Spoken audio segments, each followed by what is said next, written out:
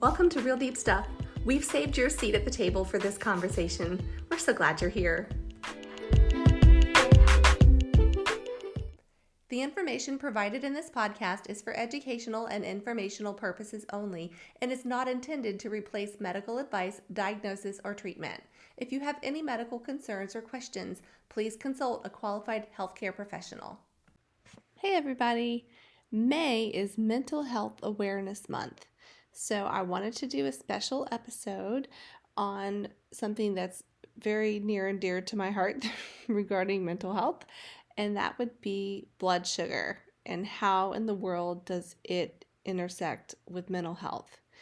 So I've mentioned before in previous episodes that several years ago I went through a really difficult season, super depressed, like bad depressed, and I was on 2 blood pressure medications and a diabetic medication for pre-diabetes.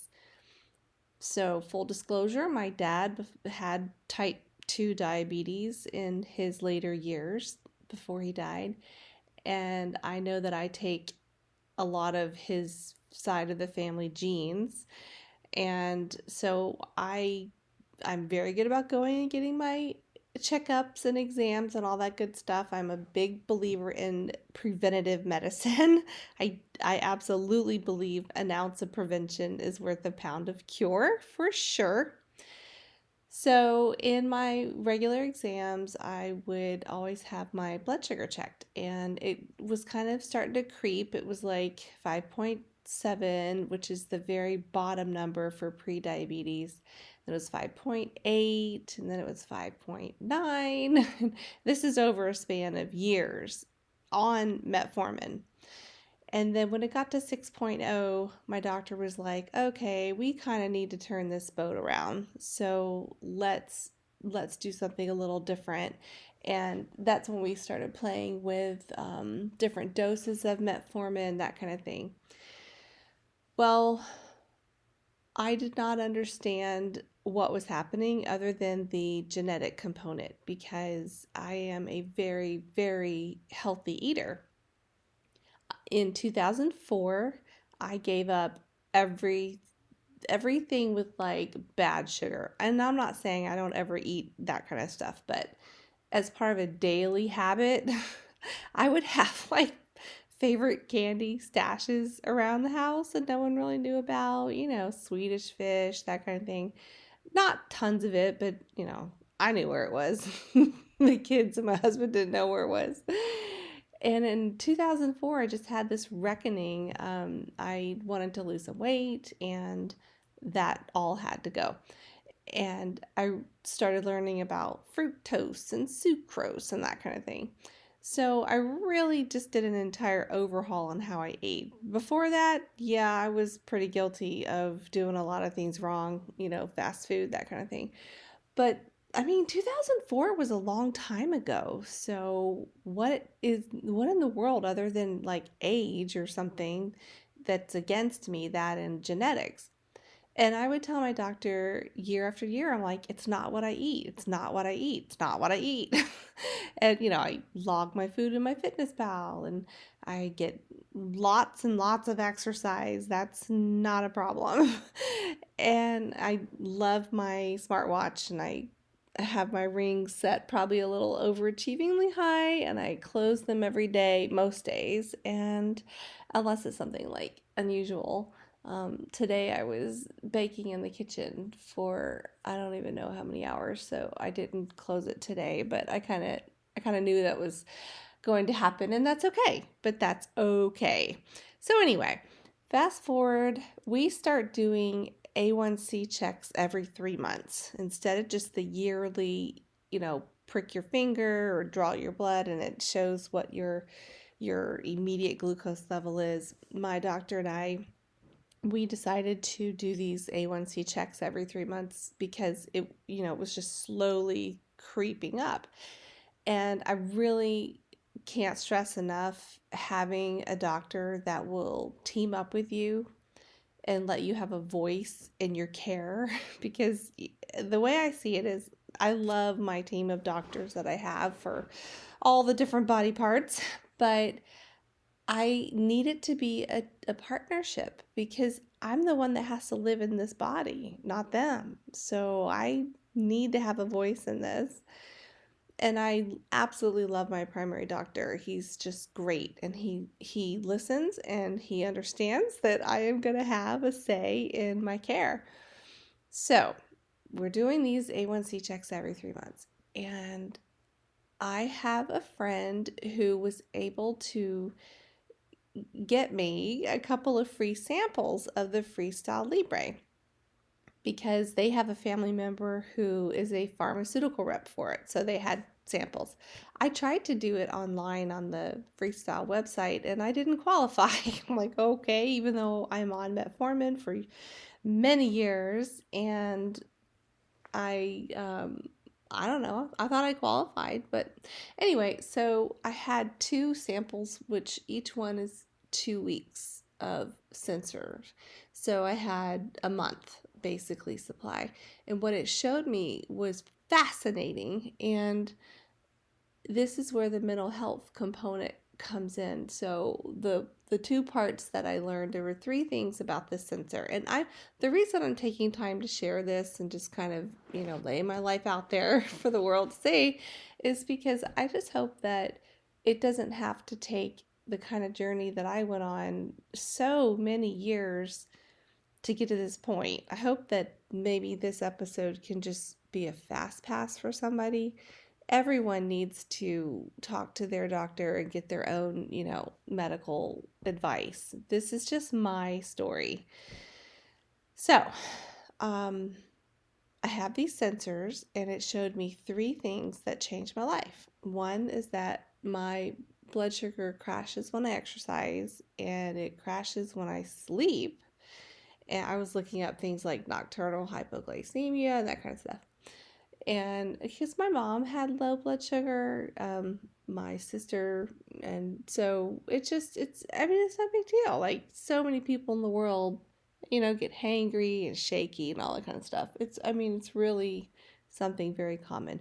But the A1C number was not good, so we had to address that. So this is the part that intersects with mental health. My blood sugar will spike high under stress.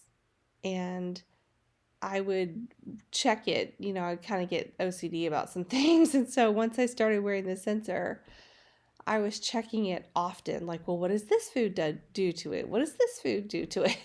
That kind of thing. Time of day, when I eat, I was performing my own experiments on how my body was reacting to food. And what I was finding was, other than pizza, my body just didn't respond to food with high blood sugar. I mean, data doesn't lie. So it was crazy to me. I'm like, what in the world? So there have been some moments of stress in the last few months.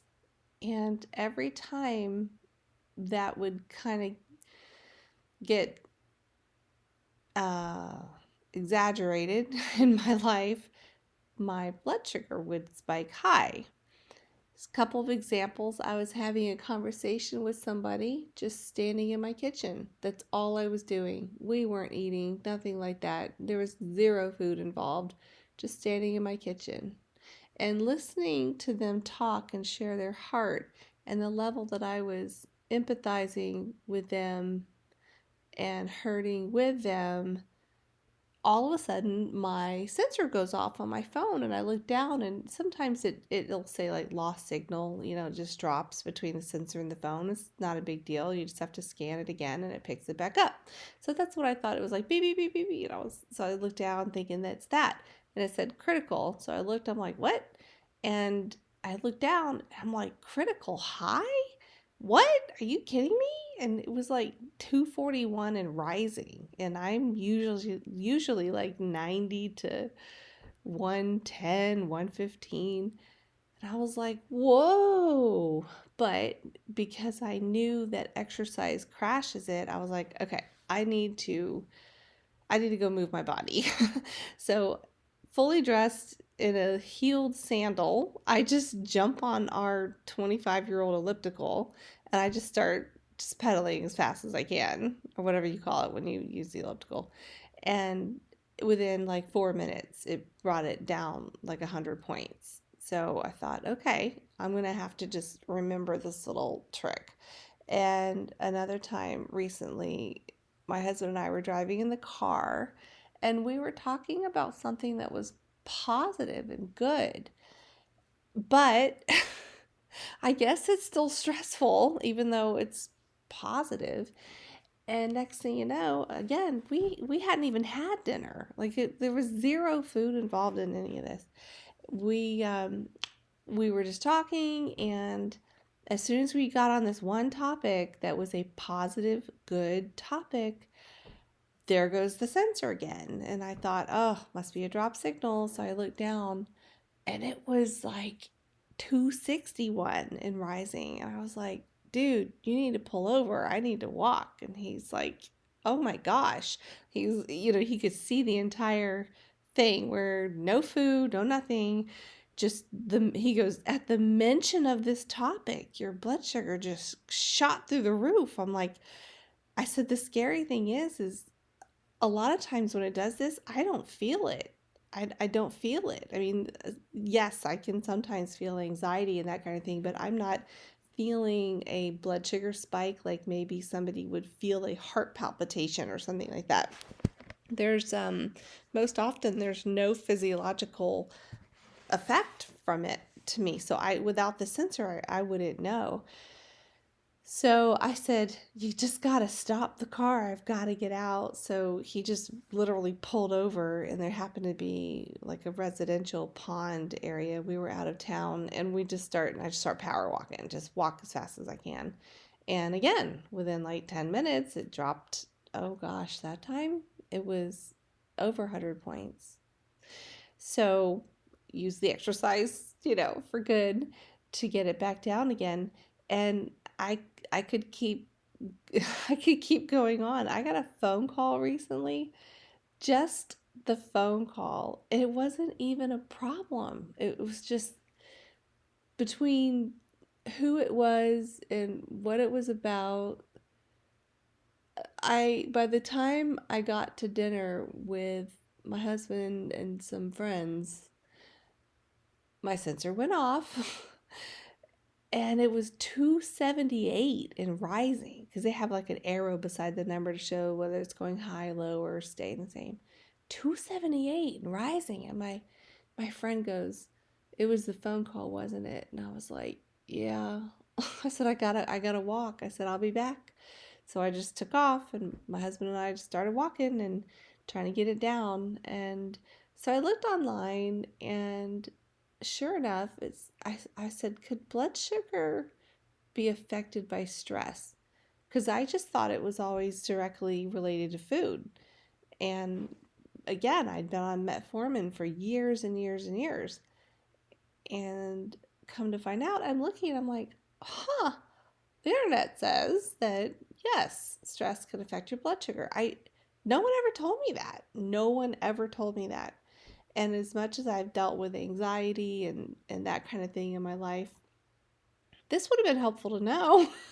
So, in the meantime, it's crashing, crashing, crashing overnight. And when I exercise, and so my primary doctor said, I think I've kind of gone as far as I can go with this with you. I'd like to refer you to an endocrinologist to figure all this out. I said, okay, fine. So I had to wait 2 months for the appointment. And in the meantime, heads up, he did say to help get through the crashes at night to have a high protein snack before bed. And I hate eating before bed. I hate eating late at night. It just sits like a rock in my gut. So I tried different things and nothing was working. I tried like peanut butter and crackers, and in the middle of the night it would go off, and I would try blueberries or honey or boiled egg, and I'm just getting sick to my stomach eating in the middle of the night. But I was trying to get my sensor to stop going off. I mean, it would go off like 7 times a night, and each time it will keep going off until you rescan it. So these are times that it's like major disrupted sleep, like you're fully awake, and you have to get up and go to the kitchen and like eat something. So I started dreading going to bed. I just was like, man, this is like having a baby days again, where you're just up all hours of the night and you just want to sleep. So I found, for me, the perfect little cocktail, the nightcap, would be, I love Paleo Valley products. I get no sponsorship from them or anything like that, but I just can't hide a good thing when I know it. I like to tell everybody I know, and I just love Paleo Valley. I think their products are wonderful. So I do a scoop of their whey protein and a scoop of the golden milk, and I mix them together, and it's just this like warm, soothing little nightcap, and it gives me the protein boost, and it 100% stopped my crashes overnight, which is awesome because it wasn't solid food sitting in my gut. I love it. I will do this till I die. So I got that fixed. And then I've learned with exercise, with the crashing, that don't eat before you do the exercise, and that will help. And sure enough, it really does help. I mean, we're not even talking cardio. We're just talking like going out and picking up sticks in my yard. I mean, it was, I could go take a leisurely walk in the neighborhood and it would crash. It was just nuts. It happened to be on the beach one time and I couldn't find the car and I didn't have any food on me. And I'm like, well, that's great. What do I do? So I just kind of stood there and relaxed and watched the waves and just took some slow, deep breaths for a few minutes, and it rebounded and it was okay. But back to May being Mental Health Awareness Month and the whole stress component. The endocrinology appointment was super fascinating. She was able to sync up my sensor into their computers and she was scanning it really quick. And it's really amazing because she, after looking at all this data, she was like, so you're normal. I kind of laughed. I said, you're the first doctor that's ever said I was normal. It's kind of funny, kind of a joke. But in our conversation, she asked about, she's like, you're on metformin, right? And I said, yeah, I'm wondering about that. I said, I have been saying all along for years and years, since 2004, it's not what I eat. Yet my blood sugar was still going in the wrong direction. And she completely agreed. And she's like, you're on metformin? I said, yeah. I said, I'm kind of wondering, did I ever need to be on this medicine? And she just shook her head no. And I said, that's what I thought. So for several years, many years, I've been taking a drug I didn't need. What I needed was to get my stress response under control. And this has been, I mean, a complete game changer. I am a bit of a data junkie. I process the world around me through information. So if somebody's trying to spare me because they don't want me to worry about something, well, my imagination is just going to go 100%. So you might as well just tell me the information because then I can face it head on. It's just how I roll. So having all of this data and all the times in the beginning when like I said, I was trying different foods, different times of day, blah, blah, blah. What I have found is that other than pizza, which because it's a complex carbohydrate, that makes it go pretty high. But that only thing that makes it spike out of range is stress.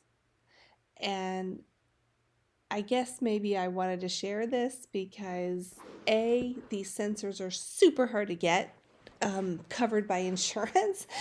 I went almost 4 months arguing with them, and they kept denying it. And finally, because of the free samples I had, I was able for them to be able to cover it, and that's why I have them now, because they said they want like, I don't know, 3 or 4 low numbers per month, and I was having 6, 7 a night. So yeah, kind of, and you have to already be on something, which I was on metformin. So all that to say, I feel like I really won a victory against Big Pharma, but after months of being told no, that I actually did finally get it legitimately covered. So I do have these sensors, and so now I have like the finger prick thing that they want me to compare with the sensor.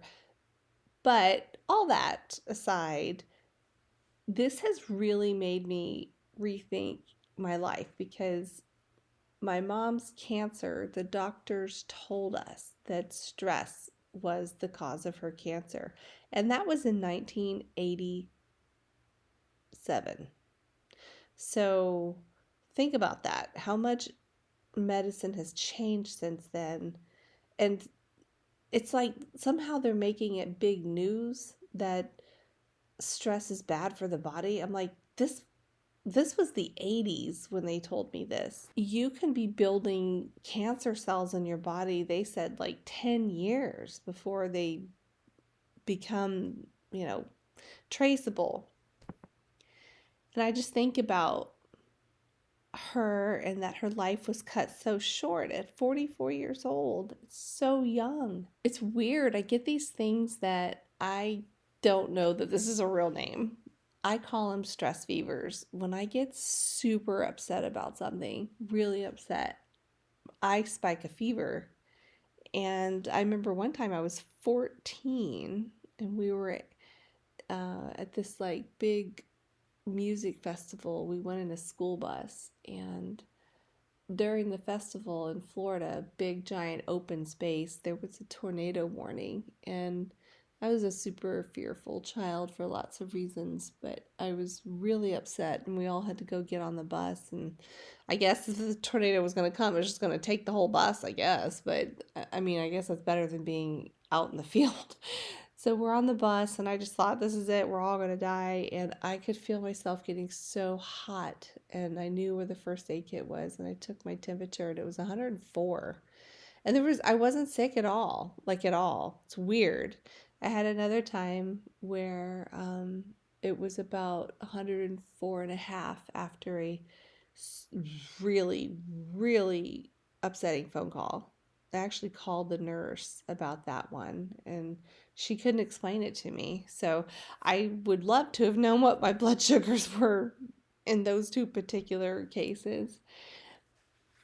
Thinking about stress and the havoc that it wreaks on our body, we all know, it's bad for health. Everything, our gut is affected by stress. Everything's affected by stress. We weren't built to hold stress in our bodies. We just weren't.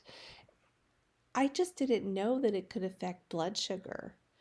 And here I was taking this medicine for years and years and thinking that, I'm like, look, doctor, I'm not lying to you. I would tell you if I ate junk, but I don't. I actually just ate really, really healthy.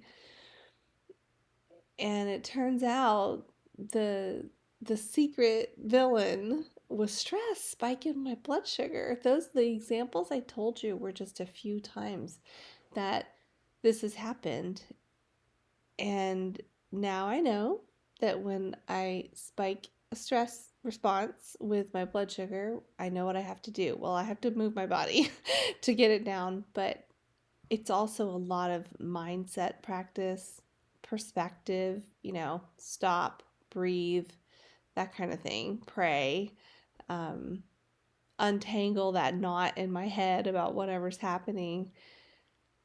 It's just stress is very powerful because it literally can cause my pancreas to react with insulin, and that is amazing to me, that something I could be thinking that's not tangible could have a tangible effect on the body. It's crazy. Just like it can the heart, with all the heart disease, because it's stressed because of stress.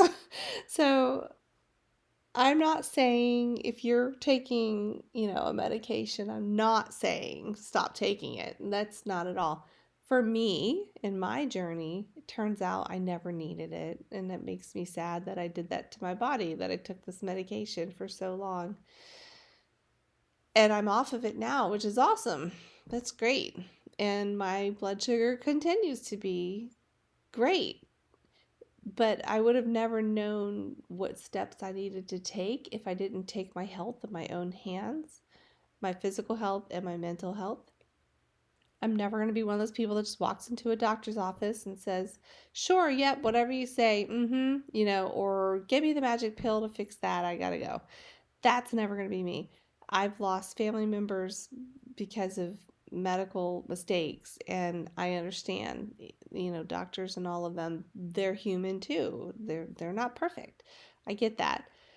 Which is why we have to be our own health advocates, because again, we're the ones living in our bodies. And I lost my granddad because for 5 years they said that this shadow on the x-ray on his lungs, the spot was just a shadow for 5 years. And on the fifth year, they were like, oh, well, actually, maybe it's not a shadow. And then they were like, yeah, it's cancer. And he died 3 months later. So he was robbed of that time that he had, that he could have wrapped up his life, done something he wanted to do, or had a conversation with someone he wanted to, or whatever. Get his affairs were always in order because he just was that way. But it just, 3 months is so short to go from being independent to dying. And of course, with my mom's story is a whole, makes me mad to this day. Her doctor told her, because he was also the primary doctor to her mom, which was my grandmother, and my great grandmother, talked about on Mother's Day. She was 42, I think, and said this is again in the 80s when mammograms and stuff like that were just starting to be, the idea was starting to be popular. And she asked him, she's like, well, now that I'm, 40, shouldn't I have a mammogram? And he said, no, I treat your mom and your grandmother. It's not in your family history. Don't worry about it. You're fine. You don't need to get one. Well, a few months later, she found it herself, and she went back to him, and it was too late. It had already metastasized into the lymph nodes, and the day that she had her surgery, they said there was a pretty large cancer cell on the I think it's the aorta vein in the neck, and that if they had tried to remove it, that she probably would have bled out on the table right there. That's what they told me, and I was 16 years old. And from my understanding, her doctor that said that she didn't need one, and now was a huge contributing factor as to why we lost our mom so young, that he had a nervous breakdown and closed his practice, and she's gone, So I have learned the hard way. I actually had that with my mother-in-law as well. She had breast cancer, and they did radiation. They did a lumpectomy and a radiation, and 6 years later, she's living in our town. She'd lived out of state before, and she's like, I have this spot on my breast. I don't know what it is. And I said, okay, well, let's get you into the radiologist, and we'll do a mammogram. And so I was with her I was her primary caregiver, and so we did that, and we sat there with the radiologist for, gosh, almost an hour. And I didn't know, once she showed me the spot, I was like, whoa, I've never seen anything like that in my entire life. That I didn't say that out loud, but I was freaking out. I was like, what is that? It looked like someone had taken a cigar and like burned her. Just a perfect like burn, like a branding.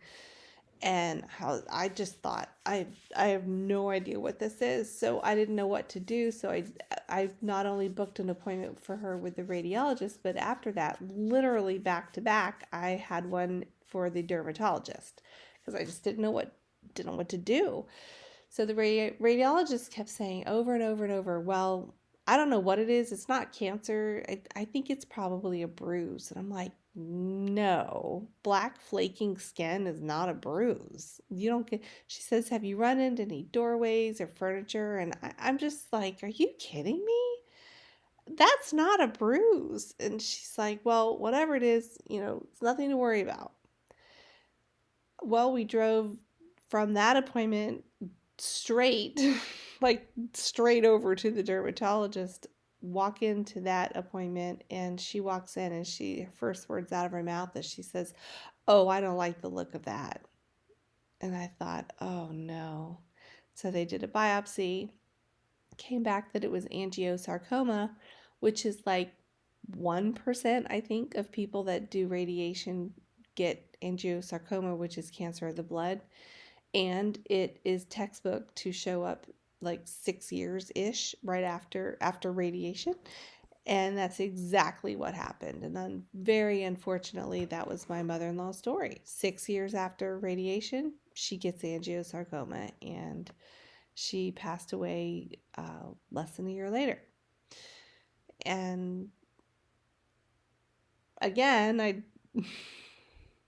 I actually called the radiologist and I spoke to the supervisor of the whole staff, and I said, I want you to know that had I not had a dermatology booked right after the radiology appointment, we would have just gone home being told not to worry about it, and it would have robbed us again of time to prepare that we were going to lose her.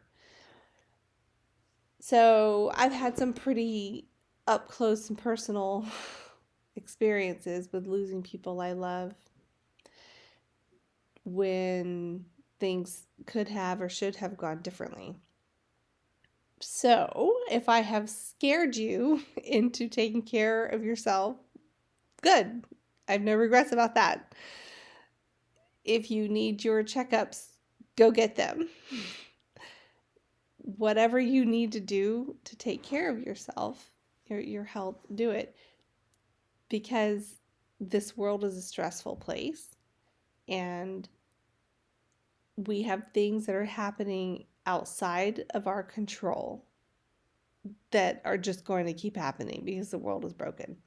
And we have good things happen too, but I'm talking from the stress mental health aspect. That's not ever going to change. Stress is always going to be that unwelcome family member. It's always going to butt in and barge in and find a way to sit at the table.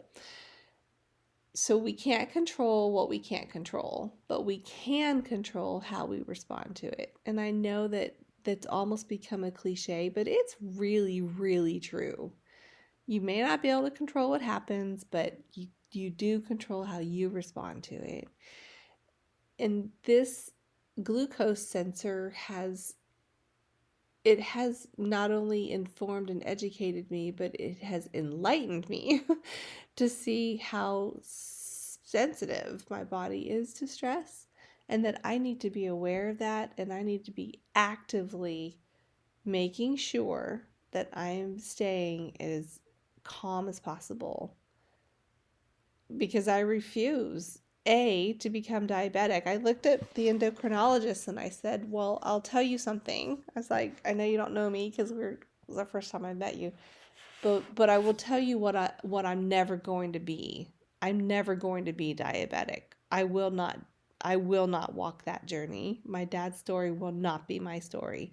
And she said, I believe you. And I said, it's true. I've just resolved in my mind that is a hard red line, not going to happen. I will do whatever it takes to never be diabetic. I had a friend who's a nurse that one time said, just in passing, we were just talking about health and stuff, and this was years ago. And she said, well, one thing people really don't ever want to be is diabetic. And at the time, I didn't know it could make you go blind and all these terrible things. So absolutely not. That's not going to be my story. And that means I have, even though like my food is okay and my exercise is okay, where my area of homework is in stress response. And all these years, I just thought, wow, living through some of the stuff that I have, I cannot imagine what my glucose numbers would have been. I just can't. I told you about the stress fevers, and that's not even all the times that, okay, it wasn't spiking 104, but I did have the heart palpitations and the shakiness and feeling faint and the mental fog and all those things that come with anxiety and depression and all of that. I mean, I've had it in spades and can't take anything, can't take any type of a medication to help with any of that because it doesn't sit well with my body. I'll leave it with that. The doctor's like, nope, not you. 2 trips to the emergency room with side effects from that kind of stuff. So can't do any of that. So I just kind of felt like, well, what's a way to help control it? I've never had alcohol in my life. And so I thought, well, maybe I'll try red wine or something. And so I tried that because I just detest the smell and taste of beer. And wine, I think allergic to it, I guess. I don't know. It makes me sweat really bad and it just doesn't agree with me. So I thought, okay, can't do that. I'm like, well, what's left, and I have discovered that taking time to slow the roll, not rush through the day, and take those moments when I need to. If I need to go take that walk, I'm just going to have to go do it. And working on my mental health, and particularly where stress is concerned, has been such a huge benefit. Not only am I clearly able to see now when it's happening because I'm not always going to wear this sensor. I don't know how long I'll wear it. I guess until, I get into a pretty stable place where I'm not having the crashes and I'm not spiking.